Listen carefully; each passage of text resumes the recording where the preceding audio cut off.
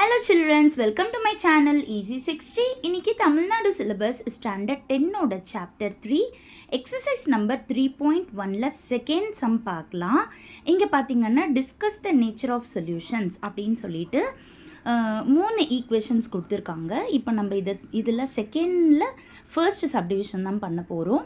இந்த 3 ஈக்குவேஷன் கொடுத்துருக்காங்க. கான்ஸ்டன்ட் எல்லாமே ரைட் சைடில் இருக்கான்னு பார்த்தா ஆமாம், எல்லாமே ரைட் சைடில் தான் இருக்குது. பட் தேர்ட் ஈக்குவேஷனில் மட்டும் ஒய் கிடையாது. ஸோ அதனால் நான் என்ன பண்ண போகிறேன்னா ஃபஸ்ட் அண்ட் செகண்ட் ஈக்குவேஷனை எடுத்து ஒய்யை எலிமினேட் பண்ணிட்டேன் அப்படின்னா சம்ம ரொம்ப ஈஸியாகவே முடிஞ்சிடும்.